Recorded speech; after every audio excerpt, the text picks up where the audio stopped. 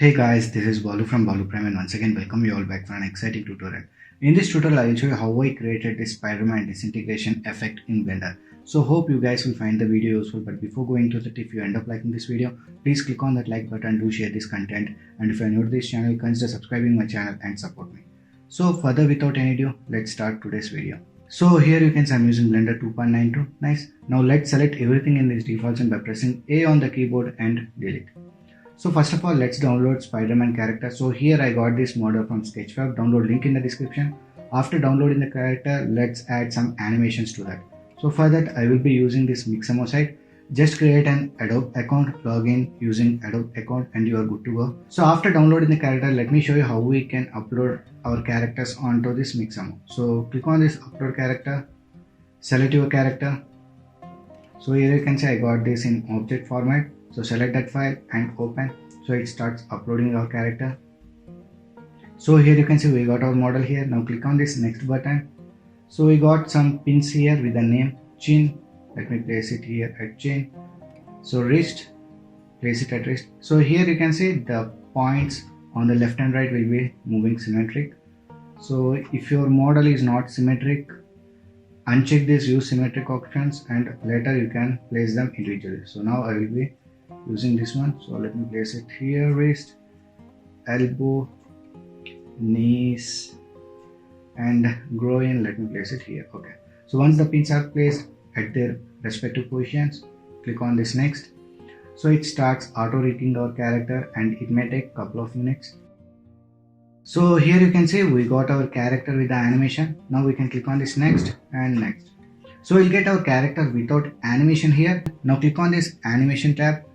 So from these animations you can select any of the animation you like. So for this tutorial purpose I will select this defeated one. Just click on that and the character acquires that animation. So this is of 202 frames, which is good. So once the animation is finalized, click on this download. Let the format be FBX and frames per second. I will choose 30 only. With or without skin doesn't matter, and click on download. So I have already downloaded this character, so I will not do that. So once you got this downloaded, so let's import that downloaded FBX file into this Blender. So in order to import, go to this file, import. It is FBX format, so select this FBX and select the file where you have downloaded. So I think this is the file and import FBX. So here we got our character. It's too tiny. Let's scale it up. Press S on the keyboard and increase the scaling of the character here like this. So here you can see we got the character. Now let me select this armature. Let me hide it out. So if I play this, you can see we got that animation on the character. Okay. So if I click on this render viewport, you can see the scene is a bit dark because there is no light in the scene. So let's add some HDRI image. So go to this world, color, add environment texture. So here I will be using an HDRI image downloaded from HDRI Heaven. Links in the description for this also. So let me select that one. So here I will be using this HDRI image. Open that image. So now you can see we got light in the scene. So let me go to this render properties, scroll down to this film and make it transparent. Okay. So here you can see there is no texture on this Spidey character. So let's add that texture. So select the character, come to this material properties, add new material. Now click on the shading tab. Okay. Select this principal shader, click on the principal shader, press Ctrl plus T to enable node wrangler.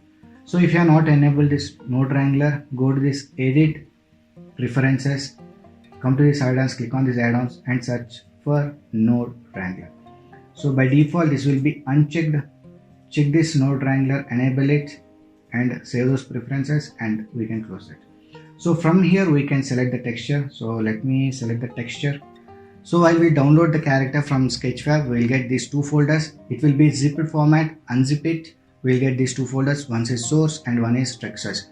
In source we'll get that object file and in textures we'll get the texture. So let me open this texture folder and select the image and open the image. So here you can see our character got that texture here. Now let me move back to this layout. Okay. So now let's make this character to disintegrate. So for that we will use this particle system. So click on this particle system, add particle system, So if I play this, you can see particles will be coming out of our character. Okay. So in order to make this disintegrate, we need to add a modifier. So come to this modifier properties, add modifier and add explode. So make sure our particle system is above and below to that is our explode modifier. So if I play this now once again, you can see our character will be disintegrating. Okay. So now let's move on to this particle properties once again. So number indicates the number of pieces of the particles. So by default it is 1000. So let me change this to 2500. Okay. So we got more particles here. So frame start and end indicates the length of the simulation. So if I change to 50, the simulation will be only 50 frames. So if I change to 150, it will be of 150 frames. Okay. So I will change this to 200. I want the simulation to stay from 1 to 200 frames. Okay. So now scroll down to this rotation, enable this rotation so that we'll get some rotation of the particles, and expand this physics. Here mass I will change this to 0.5. Okay. Now come to this render as change this to none. So here you can see we got only these particles without those spheres. Nice. So in preview you can see that these particles will not be falling down, these will be blown sideways. So let's do that. So in order to do that, we need to add force field. So go to this add, come to this force field and add wind. So here we will be using wind. So let me place this wind here, let me place it here. Let me rotate so that it's face towards our character. Now come to this properties, wind properties, and let me increase the strength to 15. Okay. So now if I play this, you can see these particles will be blown sideways or going sideways. Okay. So let me show you. Okay. These are okay. So here if you observe, these particles are getting stuck at this position. So let's fix that. So select these particles, come to this particle properties, and in this lifetime change this to 100. So if I play this once again, we won't get the particles there. They will be blown away straight. Okay. So let me place this wind a bit below so that these particles will go upward. Okay. So now let's add some turbulence. So go to this add once again, force field and add turbulence. And let's go to this turbulence property and let's increase the strength to 35. Okay. So let's play this once again. So let's play this. So here you can see we got some turbulence on our particles. Okay. So let's make this blown away upward. So let me place this here and let me rotate it like this. Okay. So if I play this once again, now these particles are going upwards, which is looking good. Okay. So in preview I have shown the disintegration effect happening from one side to other. So let's do that. So select this character, come to this particle properties once again. So expand this source, emit, change it to volume, and distribution you can see it is set to jittered by default. Change this to grid. Okay. So if I play this now, you can see everything is going because we might get some, see we got some frames in cache memory. So let's delete them. So let me delete all cache. Okay. So now if I play this, you can see these particles are moving from one side to other, but we need to increase the resolution here. So resolution is set to 10. So let me change this to 60. Okay. And let me play this once again. So now you can see we got some more particles flowing from this side to that side. So now let me increase the resolution to 100. This may slow down the PC run or preview. Let me see how that looks. So here you can see we got these particles disintegrating. Nice. Okay.